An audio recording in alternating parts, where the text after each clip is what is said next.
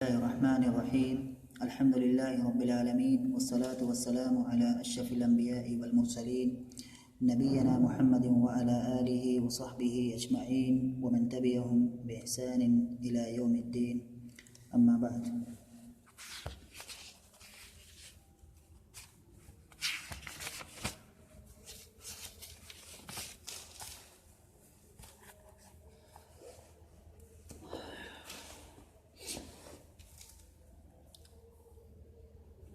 باتیں ابھی چل رہی ہیں ابوالعلا المعری کے اشعار کے تعلق سے، اور پچھلے درس کے اندر جو آخری شعر ہم پڑھ رہے تھے وہ یہ لائن تھی: وَكَيْفَ تَنَامُ الطَّيْرُ فِي وُكْنَاتِهَا وَقَدْ نُصِبَتْ لِلْفَرْقَدَيْنِ الْحَبَائِلُ، اور آگے کر کے وَمِنْهَا يُنَافِسُ يَوْمِي فِي أَمْسِي تَشَرُّفًا وَتَحْسُدُ أَسْحَارِي عَلَيَّ الْأَصَائِلُ. تو یہ لائن ہم پڑھ رہے تھے، اس کو جو ہے یونافس یومی فی امسی، اور یہ بھی اشعار ابوالعلا المعری ہی کے ہیں. ابوالعلا المعری مشہور شاعر عصر عباسی کا، اور جس کے بارے میں کافی باتیں پیچھے آ چکی ہیں. تو یہاں پر یہ شاعر مقابل مطلب پھر اپنے بارے میں فخر کا اظہار کر رہا ہے. پورا کا پورا جو اس کے اشعار یہاں پر ہیں یہ سب کے سب فخر کے تعلق سے فخر بیان کر رہے ہیں. تو یہاں پر کہہ رہا ہے کہ یونافس یومی فی امسی تشرفا وتحسد اسحاری علی الاصائل. نافس ینافس منافستاً، میں نے کچھ باتیں آ چکی تھی پھر بھی بتا دیتا ہوں جلدی سے. اس میں نے مقابلہ کرنا، نافس ینافس کسی سے مقابلہ کرنا، جسے کہیں گے نافس الطالب زمیلہ، یعنی کسی طالب علم نے اپنے دوسرے ساتھی سے مقابلہ کیا ہے، مطلب کسی بھی چیز میں. تو یونافس یومی فی امسی، یوم من آج، امس من کل، تشرفاً من مشرف ہونا، وتحسد اسحاری علی الاصائل، سحر کی جمع سار، اس کا معنی ہوتا ہے کہ الوقت قبل طلوع الفجر، فجر کے طلوع ہونے سے پہلے کا جو وقت ہوتا ہے وہ سحر ہوتا ہے. اصائل، اصیل کی جمع اصائل، اور یہ الوقت والوقت ما بین العصر والمغرب، مغرب اور عصر کے درمیان جو وقت ہوتا ہے یہ اصیل ہوتا ہے. مطلقاً یہاں پر مراد صبح اور شام شاعر لے رہا ہے. اسحار یعنی کہ صبح کا وقت، اور الاصائل اس سے مراد شام لے رہا ہے. اس کے اندر شاعر یہ بات کہہ رہا ہے، اس کا پہلے مفہوم بتا دیتا ہوں پھر اس کے بعد آتا ہوں اس کے ترجمہ، کیونکہ ترجمہ کوئی وہ نہیں ہوتا ہے کہ ترجمہ کریں، مفہوم سمجھنا ضروری ہے، اور اس سے جڑی ہوئی جو اور چیزیں ہیں، جو اور مسائل ہیں، ان کا جاننا ضروری ہے. ترجمہ تو ہوتا ہی ہے. تو کہہ رہے ہیں کہ یونافس یومی فی امسی، یہاں شاعر یہ بات بتانے کی کوشش کر رہا ہے کہ رمز ہے یہاں بھی، کہ اس سے ایک میسج لوگوں کو دینا چاہ رہا ہے کہ میرا دن، یونافس یومی یعنی کہ میرے دن پر میرے آج پر میرا کل سبقت لے جاتا ہے یا سب مقابلہ کرتا ہے. میرے آج سے میرا کل مقابلہ کرتا ہے. کس چیز کے تعلق سے؟ میرے تعلق سے. اور کس مقصد سے؟ شرف پانے کے لیے. یعنی شاعر یہاں پر کہہ رہا ہے کہ میں بہت ہی عظیم شخص ہوں، بہت ہی عظیم شخصیت کا مالک ہوں، اور جو یہ ایک دن آتا ہے دوسرا جاتا ہے. یہاں تو یہ کوئی عام سی گھٹنا نہیں ہے، یہ جو ابھی آج اور کل، تو اس نے جو ہے بنا رکھی ہے، یا اس نے جو ایک مفروض ایک جو فارمولہ جہاں بنا بتایا ہے وہ ایک ہی دو ہی چیز ہے، یا تو ایک چیز ابھی ہے یا ایک چیز نہیں ہے. دو چیز ہے بس، مستقبل یہاں نہیں دیکھنا ہے. یعنی جو ایک چیز ابھی موجود ہے اور ایک چیز چلی گئی ہے. تو اس طرح سے گویا کہ ایک چکر چل رہا ہے، ایک چیز ابھی آئی ہے اور دوسری چلی گئی، پھر کل وہ گھوم کر کے پھر آئے گی، یہ واپس چلی جائے گی، پھر یہ آئے گی، یہ چلی جائے گی. اس طرح سے یہ پورا ایک چکر اس طرح سے چلتا رہے گا. تو اس نے دو ہی چیزوں کو مانا ہے، ایک غد کو نہیں شمار کیا اس نے، یعنی کہ کل اور آج، دو چیز. تو یا تو کوئی چیز ابھی ہوگی یا کوئی چیز گزر چکی ہوگی، دو ہی چیز ہوگی، دو ہی صورتیں ہوگی. تو اس اعتبار سے کیا ہے، اس نے دو چیزوں کو مان کر کے یہاں پر کیا کہہ رہا ہے. تو کہہ رہا ہے کہ جو جیسے میں آج کے دن میں ہوتا ہوں، تو جو میں آج کے دن میں ہوں، جو فی الحال جو آج کا دن ہے اس میں میں موجود ہوں، تو مجھ سے کیا ہے آج کا دن کافی مطلب اس کے لیے شرف کی بات ہے کہ میں اس کے اندر ہوں. یہ اس کے لیے شرف اور فضیلت کی بات ہے، اور اس کے لیے فخر کی بات ہے کہ اس کے اندر میں موجود ہوں. اور یہ چیز دیکھ کر کے جو کل ہے وہ اس کو غصہ آتا ہے کہ کیسے جو ہے مطلب یہ شرف حاصل آج کا دن کیسے مجھے شرف حاصل کر رہا ہے. تو وہ جو کل ہے وہ گھوم کر کے پھر آتا ہے اور اس کو پیچھے کھدیڑتا ہے. تو آج جو ہے پھر یہ کل بن جاتا ہے، پیچھے چلا جاتا ہے اور وہ کل والا پھر گھوم کے آ جاتا ہے. پھر یہ ہوتا ہے، پھر ایسے ایسے ایسے چلتا رہتا ہے. اور یہ لوگ آپس میں جھگڑتے کیوں ہیں ایک دوسرے سے؟ میرے لیے جھگڑتے ہیں کیونکہ میں بہت عظیم شخص ہوں.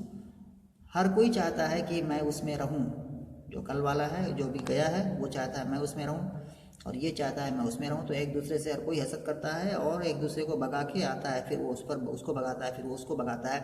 ایسے ہی یہ چیز چلتی رہتی ہے. تو یہ اس کا بتانے کا مطلب انداز ہے، ایک طریقہ ہے کہ مطلب سمجھا رہا ہے اور لوگوں کو کہہ رہا ہے کہ دیکھو لوگوں، یہ مطلب یہ آج اور کل یہ جو دن میرے ساتھ ایسا کر رہے ہیں، مجھے پانے کے لیے آپس میں کس طرح سے لڑ رہے ہیں، جھگڑ رہے ہیں، بالکل بےتاب ہیں، ایک دوسرے پر حسد کر رہے ہیں. اور تم ہو کہ تم میری قدر نہیں کر رہے ہو، تمہارے یہاں میری کوئی ویلو نہیں ہے، تمہارے یہاں کوئی مطلب عزت نہیں ہے.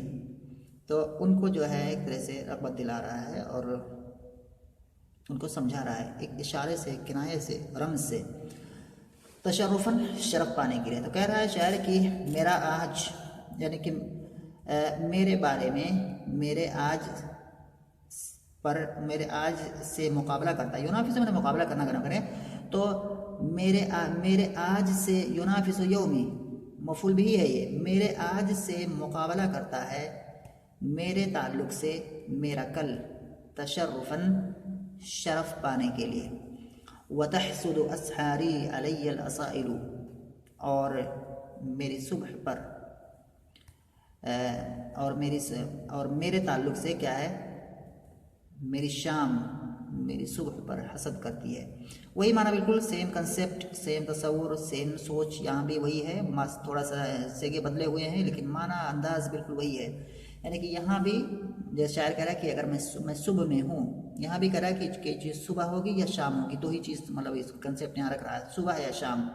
صبح آتی ہے شام جاتی ہے، پھر وہی شام گھوم کے آتی ہے، یہ صبح جاتی ہے اور یہ وہ شام آ جاتی ہے، پھر وہ صبح گھوم کے آتی ہے، پھر یہ شام چلی جاتی ہے. اس طرح سے گھومتے رہتے ہیں، باری باری ہر ایک کیا ہے آتا جاتا رہتا ہے.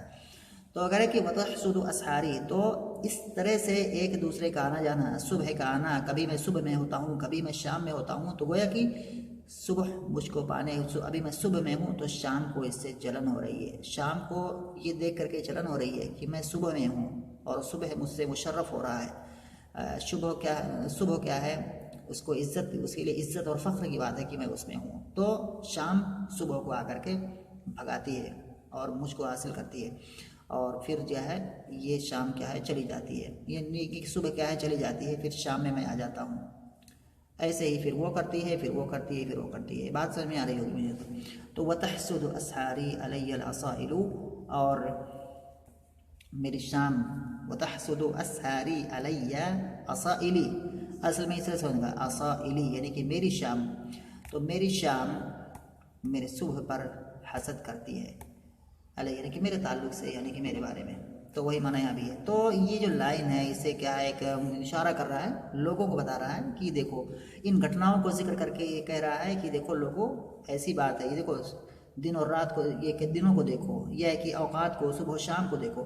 ہر کوئی مجھ کو پانے کے لیے بالکل بےتاب ہے، ہر کوئی ایک دوسرے سے سبقت لے جانے کی کوشش کر رہا ہے مجھ کو حاصل کرنے کے لیے، پانے کے لیے. اور تمہاری دیکھو تمہاری کیا حالت ہے. تمہیں بھی سدھرنا چاہیے، تمہیں بھی قدر کرنی چاہیے، کیونکہ میں وہ ہوں، میں فلاں ہوں، میں یہ ہوں. دنیا بھر کی تمام طرح کی خوبیاں اور صاف میرے اندر موجود ہیں، لیکن تمہیں کیا ہے اس کی قدر نہیں ہے، پتہ نہیں ہے. اس کے بعد شعر آگے ایک لائن اور کہہ رہا ہے یہاں پر.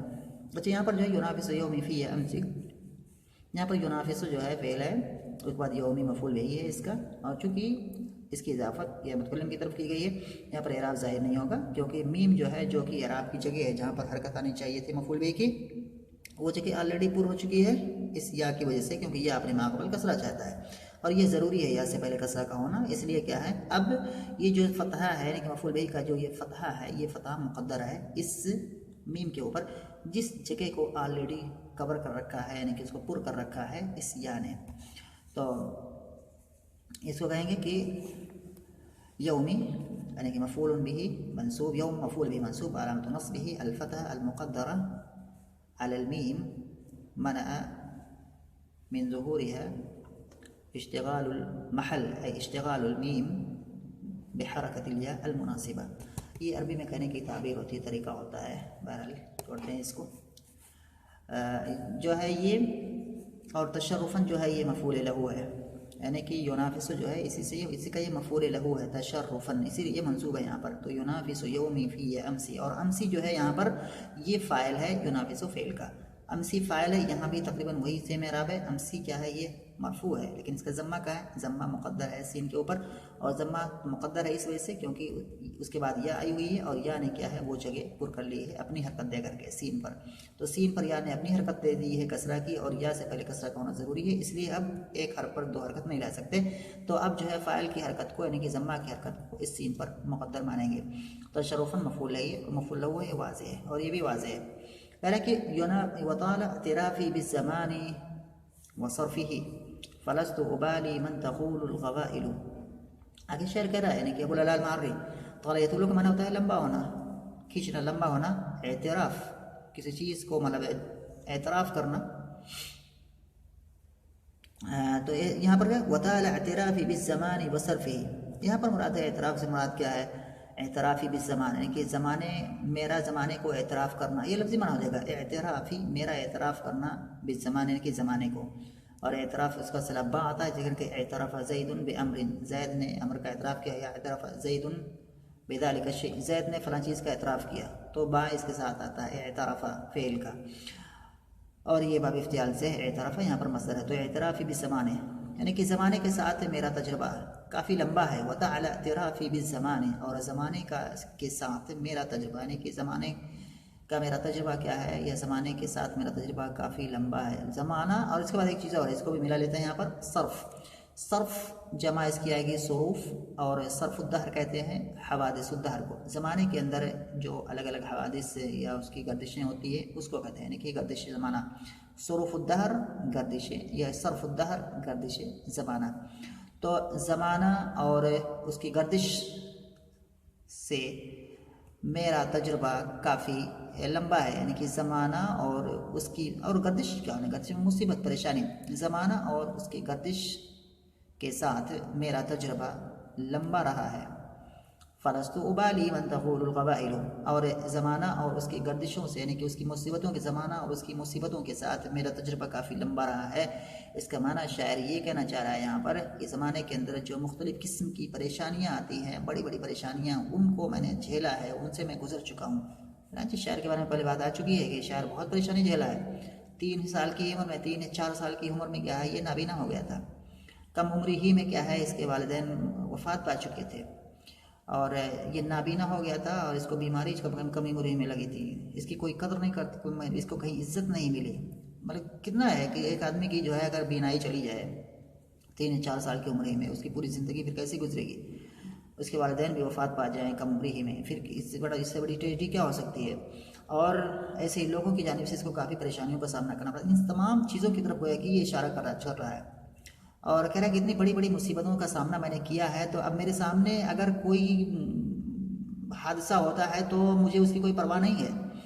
یعنی کہ اتنی زیادہ پریشانیوں سے آدمی کیا ہے گزر چکے، تو پھر اس کے بعد جو چھوٹی پریشانیاں اس سے اس کو کوئی فرق نہیں پڑتا ہے.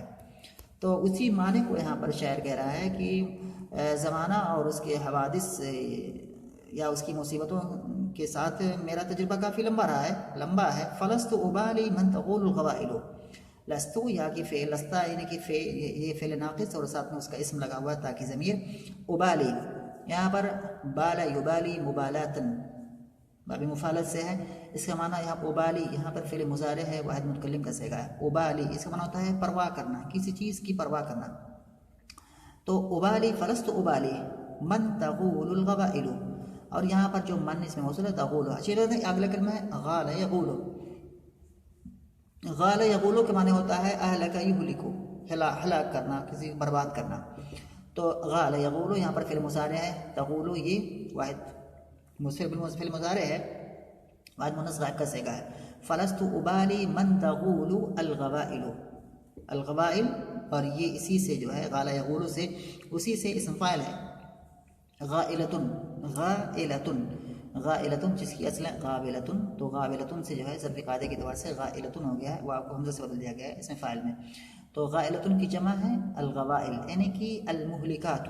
تو الغوائل کا معنی ہو گیا المہلکات، مہلکتن کی جمع مہلکات، غائلتن کی جمع غوائل. تو شاعر کہہ رہے ہیں فلست ابالی من تغول الغوائل، تو اب مجھے پرواہ نہیں ہے اس کی جس کو مصیبتیں ہلاک کرتی ہیں.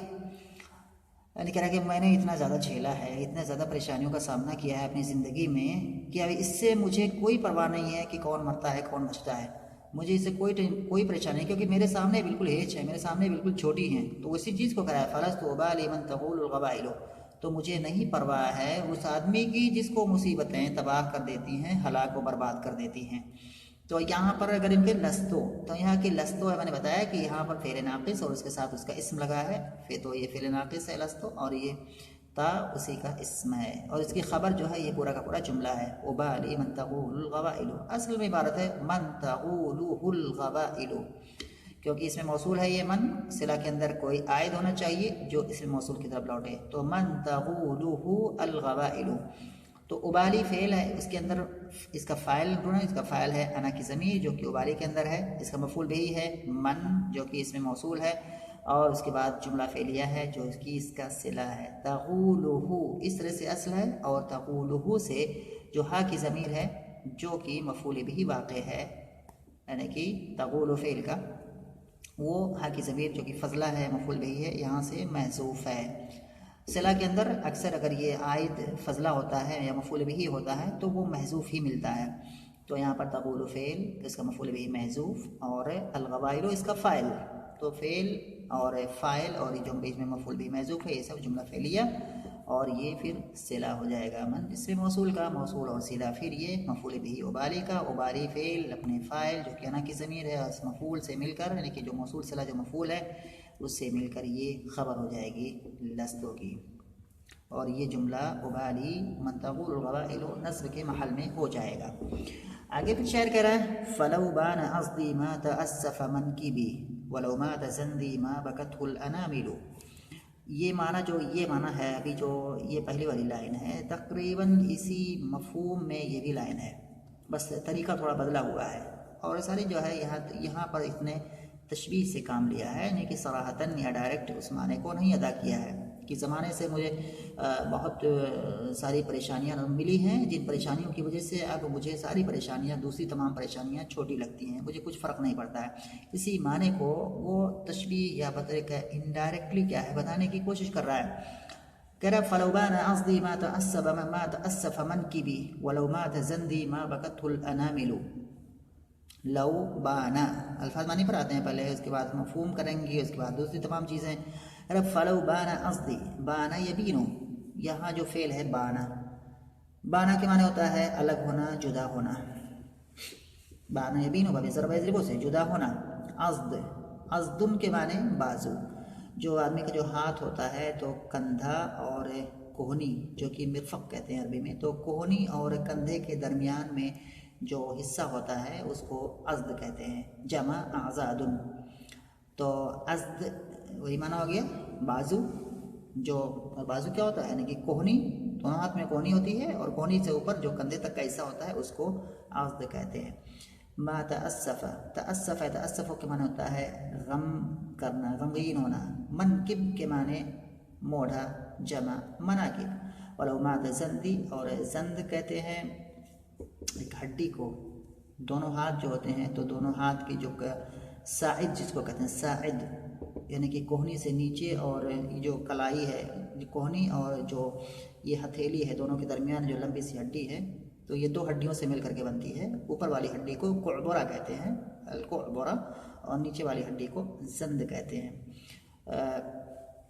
تو یہاں پھر سے ایک بار کہ جو کوہنی ہوتی ہے، دونوں ہاتھوں میں جو کوہنی ہوتی ہے، تو اس کوہنی سے لے کر کے یہ جو ہتھیلی ہے اس کے درمیان میں جو ایک بڑی سی ہڈی دکھتی ہے جو انسان کے جسم میں جو بڑی ہڈیاں ہیں ان میں سے اس کا شمار ہوتا ہے، تو یہ جو بیچ میں ہے یعنی کہ جس کو جہاں مطلب جس کے اندر کلائی بھی آتا ہے جس ہڈی کے اندر، تو یہ دو ہڈیوں سے مل کر کے بنی ہوتی ہے.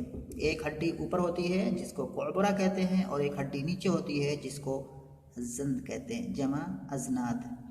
تو یہی زند سے مراد ہے ما بکت الانامل، بکا یبکی کے معنی رونا، انامل انملتن کی جمع انامل یعنی کہ انگلی، یہاں جمع ہے تو اس کا معنی ہو گیا انگلیاں۔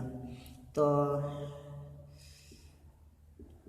اس کا مفہوم جو ہے پھر اگلے درس میں کریں، یا مفہوم کر دیتا ہے پھر روجی کر کے، اگر کہہ رہے کہ اگر میرا بازو جدا ہو جائے تو میرا کندھا اس پر افسوس نہیں کرتا ہے، اور اگر زند سے مراد یہاں مطلب ایک کلائی لے لیں سمجھنے کے لیے، اور اگر میری کلائی ختم ہو جائے تو اس پر میری انگلیاں نہیں روتی ہیں۔ مفہوم کیا ہے، اس کا معنی کیا ہے، کہنا کیا چاہ رہا ہے شاعر، یہ بہت ساری چیزیں اس سے جڑی ہوئی ہیں، اور اس کو ہم پھر اگلے درس میں سمجھیں گے۔